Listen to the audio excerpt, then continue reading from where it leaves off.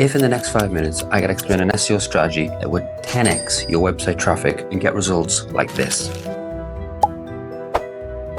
would you stick around? I really can't say, but yes. Thought so. And don't worry, this isn't some black hat basic SEO strategy. It's a strategy that continues to work in some of the most competitive sectors, such as e-commerce and SaaS. Let's get into it. We've codenamed the strategy RICS based on the 4 steps that are involved. We'll go through each of these steps individually so you get the maximum value, so you can then go and replicate it on your own website. Yeah, baby! That's what I've been waiting for! Before we get into step number 1, it's important to give you a summary of what we're trying to achieve with this strategy. And it all boils down to the purchasing funnel. The goal of this strategy is to focus on the top and middle of this funnel. Why? Well, for every visitor that is ready to buy, there are thousands who have not quite yet started their purchasing journey. And while everybody else viciously fights over these users who are ready to buy, not many brands and not many websites put in the effort to attract those visitors who are just starting their purchasing journey. This gives you an edge.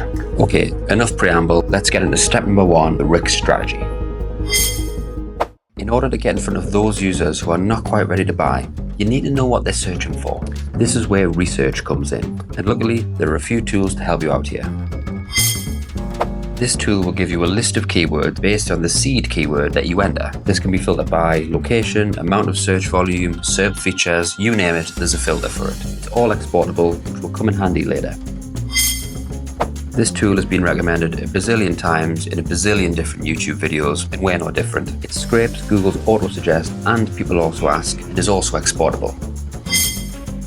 This tool has been around for well over a decade and is very similar to Answer the Public, but will also give you an exportable list of keywords. Before you go inputting keywords into these tools, you need to remember 2 important steps. Think of top-level actions or activities that your users will perform with your product or with your service. If you sell plates, mugs, dinner sets, then these activities could be: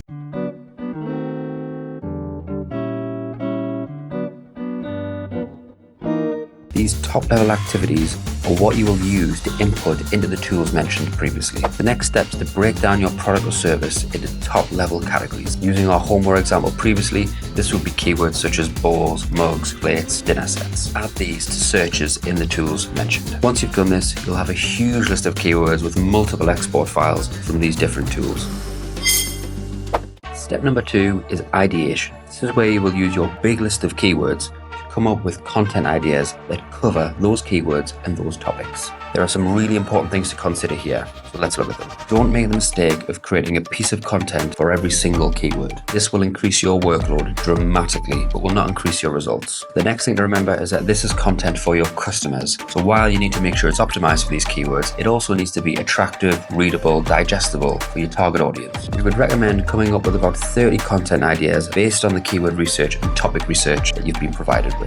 This is more than enough content to work with, and as we would generally not recommend that you use AI to create the content, it's enough work for your content team or yourself to produce over a short period of time. Here's a quick tip. If you want to import your list of keywords and topics into an AI tool like ChatGPT or Claude, here is a prompt that will help give you a big list of topic ideas that you can work with. Okay, so you've gone from a big list of keywords and topic ideas to a big list of content ideas. Surely the next step is to start creating this content, right? Well, sort of. The creation step is split into 2 main parts. You need somewhere to house this content. You might already have a blog, and that might be an okay place to place this content. But if that blog is full of company news, random investor content, and just content that is not related to the style that you're writing now, then it's probably not the best place to house this new knowledge-based content. We recommend to our clients that they create a separate knowledge hub, style guide. Depending on your industry, you might name it differently, but we recommend that it is a separately housed area. It's essentially a standalone blog that would ideally sit on a subfolder. Some companies use a subdomain, but we find that a subfolder is a bit more effective to get SEO results. Here are some examples of some of the knowledge hubs that we've helped create for clients. Now, creating this knowledge hub and setting it up is quite a detailed and complicated task.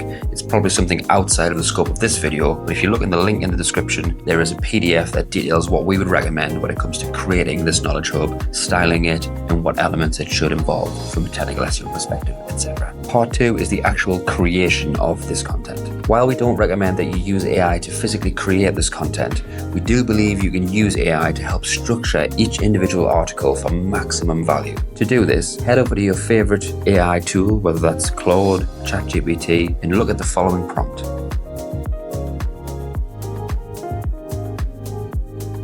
Depending on the detail of the prompt, you might do something different. You should get a decent framework for how to create the article based on the keywords in the topic that you're trying to cover. Do this for each of your 30 articles and you'll effectively have 30 content briefs for your copy team to work from, for you to work from, or if you work with an agency, they can work from these briefs as well.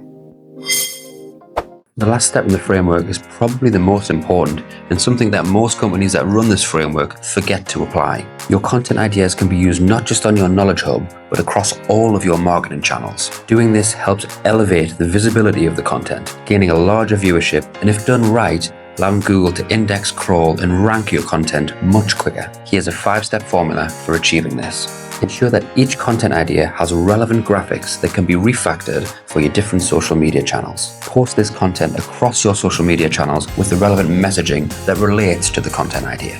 Within each of the pieces of content that you create, think about call-outs for individual products, key sales messages, or key services. Build a list of relevant publications and people who might be interested in featuring the content or content ideas that you're creating.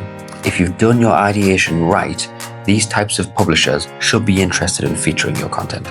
Outreach to these publications and people to try and get links back to the content that you've created. These syndication tips have helped us generate hundreds of backlinks to our clients' content marketing ideas, which in turn has helped their visibility. So there we have it, the Rick's formula to 10x your website traffic. We hope you've enjoyed this content, and if you've made it this far, please subscribe, please like, please comment. It really helps the channel. See you soon.